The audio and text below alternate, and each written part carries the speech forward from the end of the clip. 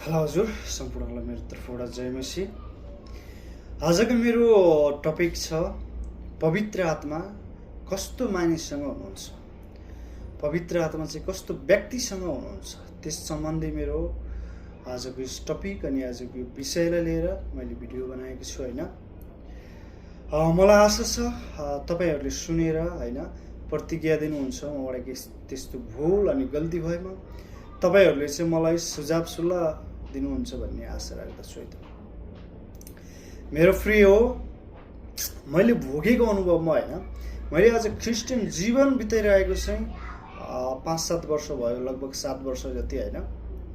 र मेरो अनुभवले चाहिँ के भन्छ भने पवित्र आत्मा चाहिँ कस्तो मानिससँग हुनुहुन्छ त मेरो प्रियहरू। साँच्चीकै यो एकदम गम्भीर छ होइन।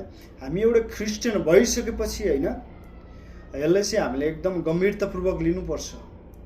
मेरो प्रियजनहरू, मेरो दाजुभाइ अनि मेरो आमा बुवाहरू, साँच्चीकै हामीले एउटा नर्मल जिन्दगीबाट होइन हामी क्रिस्चियन बन्छौँ, हामी क्रिस्चियनमा आउँछौँ, परमेश्वरलाई विश्वास गर्छौँ होइन। अनि त्यसपछि हामी बप्तिस्मा लिन्छौँ पानीको थ्रु होइन, पानीको मार्फत हामी पानी ब्याप्टिस्ट लिन्छौँ होइन।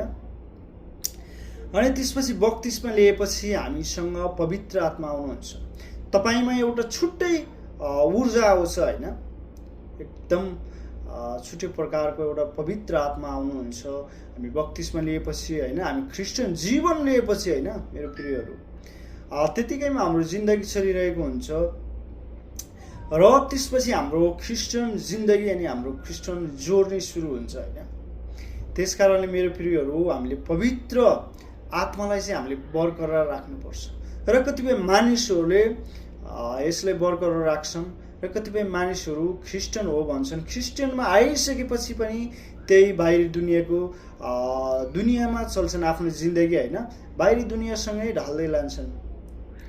र चाहिँ म तपाईँहरूलाई भन्छु पवित्र आत्मा कस्तो मानिससँग हुनुहुन्छ चाहिँ, जसको चालचलन क्रिस्चियन भइसकेपछि पनि होइन, यसो ख्रिस्टलाई विश्वास गरेर यसो ख्रिस्टलाई पछ्याइसकेपछि पनि तिनीहरू चाहिँ क्रिस्चियन जीवन जिउँदैनन् होइन।